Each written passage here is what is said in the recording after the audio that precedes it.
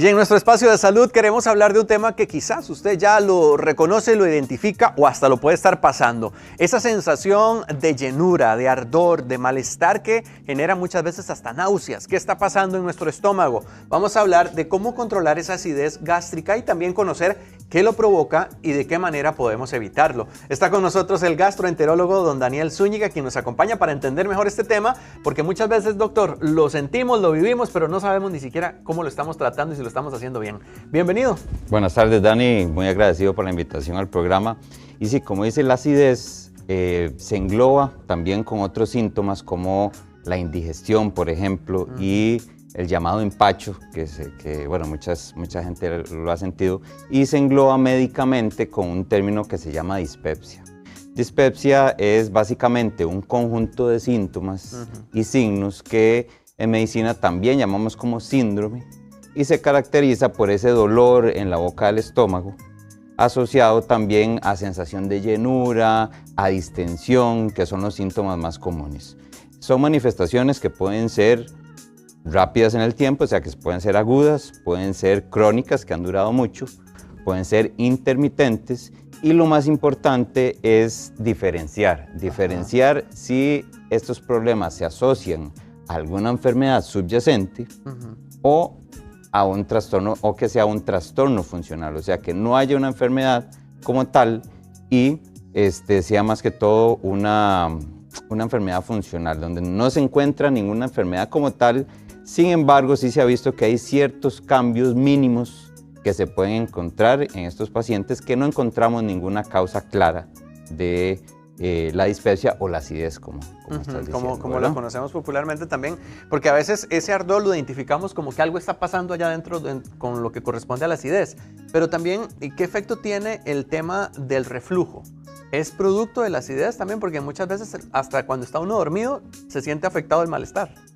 Sí, eso es interesante y como, bueno, se dice popularmente que es primero el huevo o la gallina, ¿verdad? Si el reflujo le está produciendo la acidez o la acidez también por el mismo estrés, ¿verdad? Porque la acidez también tenemos que entender que hay un trasfondo también, y es que el intestino es el segundo cerebro. Entonces, ante situaciones de estrés y ansiedad, vienen todos estos síntomas de acidez, de indigestión, de este empacho que estábamos hablando. Entonces, por ejemplo, el reflujo se puede confundir, no es lo mismo realmente que la dispepsia, como lo estamos hablando, si lo hablamos desde el punto de vista médico. Sí es un diagnóstico como un sobrino, digamos, o sea, no es un diagnóstico como tal que se engloba dentro de la acidez o la dispepsia, sino que, por ejemplo, como el síndrome del digestivo irritable, que tiene ciertos criterios, sí se confunde, se tiende a confundir mucho. Entonces sí, esa acidez puede ser asociada a enfermedad por reflujo gastroesofágico, sin embargo no es lo mismo, y el tratamiento pues varía también un poquito, ¿verdad? En ocasiones podríamos tener algún síntoma de reflujo, de acidez, sin necesidad de un factor que lo provoque. Por ejemplo, alguien puede decir, bueno, si yo como mucho ciertos alimentos, obviamente me va a dar ese malestar, ya uno sabe que por ahí anda la cosa, pero cuando no hay algún alimento o algo y empieza a generar ese malestar, es porque algo está ocurriendo que debe verse con atención. Claro, sí, y eso que estás diciendo, pues hay que tomarlo muy en cuenta, y también en casa hay que ver los signos y síntomas de alarma, ¿verdad? Entonces, como estábamos hablando, por ejemplo, se divide en tres tipos la dispepsia, que es la dispepsia o la acidez o la indigestión, ¿verdad? Que no se estudia, que esos son muchos. Imagínense que la acidez o dispepsia la padecen a nivel mundial 1 de cada 5 pacientes, 1 de cada 5 personas, ¿verdad? Pero realmente de ese 20%, menos de la mitad van a llegar a consultar. Mucha gente anda con esa acidez, con ese malestar, y nunca llega a consultar. Entonces, esa división, ¿verdad? Como te decía, se subdivide en tres subtipos, que es la que no se ha estudiado, que es la gran mayoría. Después está la que tiene una causa, que es la secundaria u orgánica, la dispepsia orgánica, y está la funcional, que es la que le hacemos muchos estudios y todos salen negativos, ¿verdad? Sí hay cierta asociación con alimentos, ¿verdad? El digestivo irritable, por ejemplo, ya sabemos que hay una intolerancia al gluten, a las grasas, al alcohol. Entonces, por ejemplo, solo el limitar el gluten, ¿verdad? Mejora mucho los síntomas.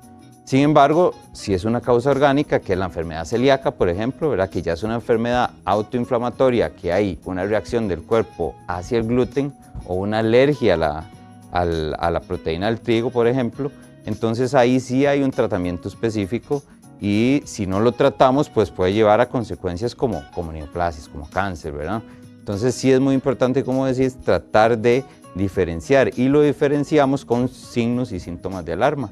Pérdida de peso, que el paciente pierda peso, la persona pierda peso, que tenga anemia, que nos explique, que tenga vómitos que decimos que son incoercibles, que sigue y sigue vomitando a pesar del tratamiento, que tiene diarrea, que principalmente se desencadene en la noche, ¿verdad?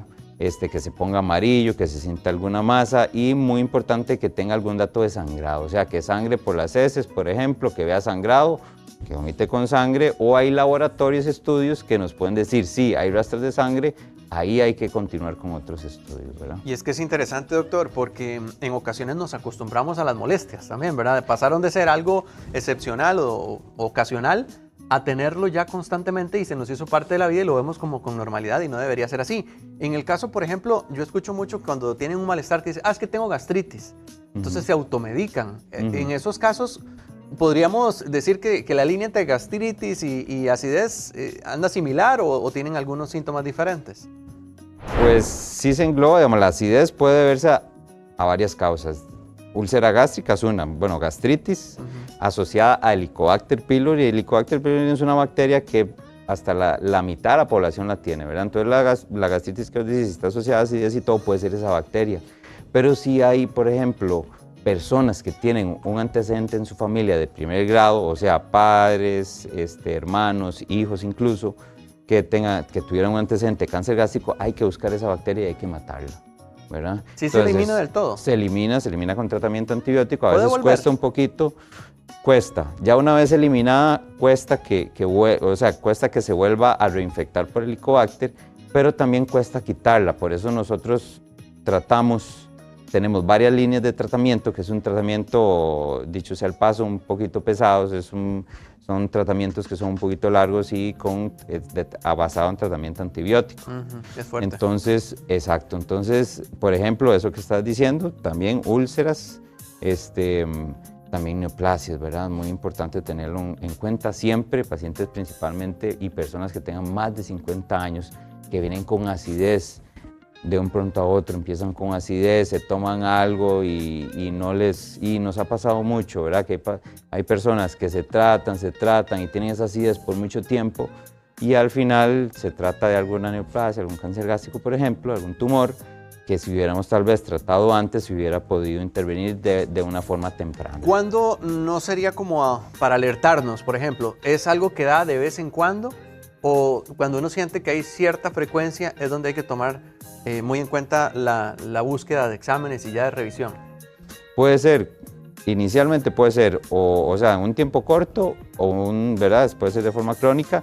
La forma crónica tiende a ser más benigna, ¿verdad? La forma intermitente, como estás diciendo, o recurrente, tiende a ser más benigna. O sea, la forma que ese dolor fuerte, tal vez, que de un tiempo corto y que continúe a pesar del tratamiento, o sea, que no sea intermitente, que sea continuo, tiene más riesgo. Tiene más riesgo y más si no responde al tratamiento. Entonces ahí, y la edad es otra cosa, edad, antecedentes y signos de alarma. Mayor de 50 años con antecedente, principalmente de neoplasias, de cáncer, ¿verdad? Ahí es donde tenemos que tener cuidado con eso. Para retomar lo que usted mencionaba de la bacteria, ¿esta bacteria puede generar también un descontrol de la acidez? Esa es una de las causas más comunes, sí, de dispepsia, de acidez, de indigestión, también puede producir. Son dos grandes grupos, el grupo de la acidez, de ese dolor, de ese fuego en la boca del estómago, ¿verdad? Y tenemos el otro grupo que son síntomas que más bien son de llenura, o sea, que comes y sentís ya que te llenas rápido y que no hay sentís ganas como ni de náuseas, comer. exacto, que sentís como indigestión, ese empacho, esa indigestión, ese es el otro grupo de pacientes. El Helicobacter pylori puede producir estos dos tipos de síntomas, entonces en pacientes susceptibles o en pacientes que tengan antecedentes, pues sí nos obliga, si no hay tratamiento o si hay algún factor de riesgo, pues buscar el Helicobacter, que se puede buscar de diferentes formas, desde estudios en sangre hasta estudios en heces, hasta endoscopías, ¿verdad? Hacer gastroscopías para buscar la bacteria y si lo tiene, pues tratarlo, y si no, pues ya ir viendo a ver qué será, ¿verdad? Porque pueden haber varias causas. Claro, y en un caso de tema de heredar algún tipo de reacción con esta bacteria, si la persona no la tiene, no se puede confiar, es decir, puede aparecer en algún momento, o cómo funciona también esto por un tema de control, ¿verdad? El Helicobacter más bien generalmente se adquiere durante la niñez, durante la infancia, y se puede ir desarrollando, dependiendo, es un poco complejo, pero depende, sí, claro, hay muchas personas que tienen Helicobacter y nunca les da síntomas, nunca, ¿verdad? Hay pacientes que sí, inclusive hay, dependiendo del subtipo de Helicobacter o la cepa que tengamos, hay ciertos factores que tienden más a irse por una úlcera, que puede formar úlcera, e incluso que puede formar cáncer, ¿verdad? Sí, como te está diciendo, que es no todos, porque si no todos, el 50% de la población, imagínense, tuviera neoplasias, ¿verdad? No es así, la gran mayoría más bien se van por el rumbo gastritis, de úlceras, pero sí hay unas que no, y eso pues es un trabajo tanto del médico, del personal de salud, como de la persona que si sabe que tiene algún antecedente de importancia, que si hay signos de alarma, como dijimos ahora, pérdida de peso, anemia, vómitos con sangre, defeca como negro, que eso se llama melena, que es básicamente la sangre digerida que puede venir del estómago y se digiere y se ve como negro, como betún en las heces, ¿verdad? Entonces ahí es donde tiene que consultar y no dejarlo ahí, porque hay muchas, como vos decís, mucha gente, y imagínense, es un 40% de esas personas que no llegan a consultar, y es ya cuando llegan ya con... Y doctor, una de las cosas también que en esto es importante abordar, mencionábamos cómo controlar este tipo de reacción de acidez, pero encontramos de venta libre algunas pastillitas antiácidas que nos pueden alivianar esto. ¿Es bueno utilizarlas sin saber realmente la causa? Es decir, tuve hoy un malestar o tengo un malestar de hace días, me tomo unas pastillitas diarias, por lo menos me alivian. ¿Está bien hacer eso? Pues sí, no, como estamos diciendo, dentro del grupo de los que es mucho el grupo de los pacientes con acidez que no llegan no llega a buscarse una causa, ¿verdad? Y por eso las estructuras y los procesos de tamizaje, que es hacer estudios, por ejemplo, gastroscopía, serie gastrorenal después de cierta edad, ¿verdad? Visto que, por ejemplo, en personas menores de 50 años, que no tengan ningún signo de alarma, que no tengan factor de riesgo, que no tengan esos síntomas que estamos hablando, menores de 45 o 50 años sí podrían tratarse con un curso, por ejemplo, de 4 a 8 semanas, que es lo que se recomienda, de tratamiento sintomático. Ese es el tratamiento para liberar un poco, no solo hay varios tratamientos, ¿verdad? Desde los antiácidos, desde unos que se llaman inhibidores de bomba, para la indigestión, un poco los prokinéticos que nos ayudan un poco a mover, ¿verdad? Ese intestino, que también está asociado, por ejemplo, a diabetes, pacientes que tienen gastroparesia diabética, ¿verdad? Entonces, esos pacientes menores de 45 años sí pueden recibir tratamiento sintomático, o sea, nada más para paliar los síntomas. Y ya, si no se les quita, pues consultar. Claro que está importante. Si son mayores de 50 años o son menores de 50 y tienen algún signo o síntoma de alarma, ahí sí no deberían sin siquiera comprar estos tratamientos ahí que se venden a libre, digamos que están a libre venta, sino mejor consultar, ¿verdad? Claro, y es que ahora esas pastillitas de colores que saben tan ricas, ¿verdad?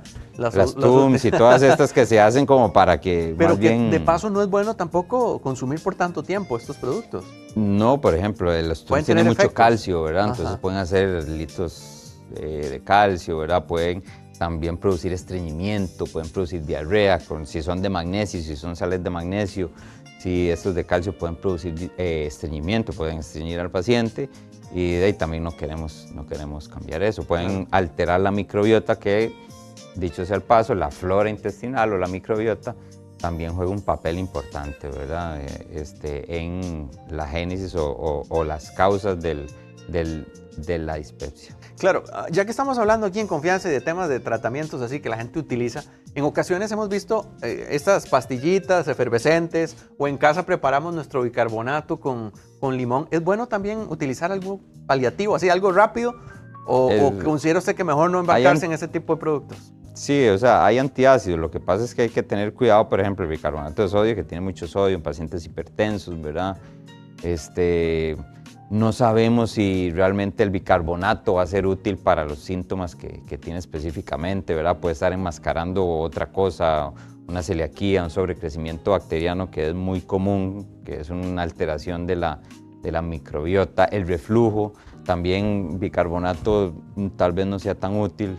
Entonces sí, a veces en esos casos es mejor consultar y pues siempre tener en cuenta los signos, los síntomas de alarma y también asociado a sí, la acidez y la dispepsia sí es más común en ciertas personas, mujeres jóvenes, fumadoras o exfumadoras, que utilicen antiinflamatorios de forma crónica, un paciente que una aspirinita porque me duele porque me duele la rodilla, que me tomo un ibuprofeno, que un diclofenaco, que utilizan eso porque están con dolor, hasta con por el cefaleas, periodo, doctor. para el periodo, ¿verdad? Entonces, esos que usan crónicamente mucho antiinflamatorio también tienen más tendencia a tener acidez, pero también tienen más tendencia a hacer úlceras, por ejemplo, a hacer reflujo también, ¿verdad? Y ante esos casos, doctor, también está bueno entonces tomarse uno que otro tecito que le funcione para relajar. Decían antes las abuelas, tiene el estómago sucio, hay que limpiarlo, hay que purgarlo y hay que limpiarlo. Un factor importante es la ansiedad, ¿verdad? Como decíamos, estrés, ansiedad. Sí han habido estudios para la acidez, por ejemplo, con algunos preparados herbales, principalmente a nivel asiático. Lo que se sabe, por ejemplo, es que el aceite de menta sí se ha visto, o inclusive estos, bueno, los llamados Altoids, no sé si has visto esos que son a veces de menta, que son como pastillitas que se deshacen, ¿verdad? Que eso sí se ha visto, la menta que puede disminuir los síntomas de dispepsia, de acidez, pero no hay nada específico y cualquier test siempre... Lo importante también es tener en cuenta que lo macrobiótico no es inocuo, ¿verdad? Muchas personas piensan que pues, lo macrobiótico no le va a producir ningún síntoma y han habido cuadros inclusive de úlceras, han habido cuadros que aumenta el reflujo, ¿verdad? Que aumenta inclusive de problemas del hígado asociados a productos herbarios que no se tienen un adecuado conocimiento, tal vez, ¿verdad? Qué importante. Entonces esa es la reflexión también para entender que no todo lo que le funciona a uno le va a funcionar al otro. También es importante la dieta atender cada también, caso ¿verdad? particular, ¿verdad? La dieta, como estábamos hablando, digamos, hay pacientes que al quitar ciertos alimentos específicos, sí hay cierto grupo, como dijimos, el gluten, los lácteos, ¿verdad? Las legumbres. ¿El cafecito puede provocar eso? Bueno, depende de la calidad del café, dicen los expertos. Sí, el café puede, y eso es cierto, el tipo de café, porque tiene una acidez, ¿verdad? El café. Entonces, lo que se recomienda es tomar un buen café, por ejemplo, ¿verdad? No es que estamos haciendo comercial a nadie, pero ya saben un buen café si les provocó acidez es que el café no es muy bueno. También el café le puede producir. Y pues sí hay ciertos grupos, pero hay pacientes, hay personas que, por ejemplo, toleran bien el sorbitol de los chicles y hay otros que no los toleran, que toleran legumbres como lentejas, como etcétera, ¿verdad? Que no les da esa distensión, o toleran ácidos como la piña, ¿verdad? Y otros que no lo toleran. Entonces, eso sí es individualizable, pero sí hay cierta generalidad en esas recomendaciones. Bueno, y en estos casos ya como cierre, doctor, una conclusión que nos regale usted sobre este tema, porque hemos repasado todo muy bien y el que lo agarró tarde dice, bueno, suave, ¿cómo es que yo logro identificar y controlar bien todo este problema de la acidez?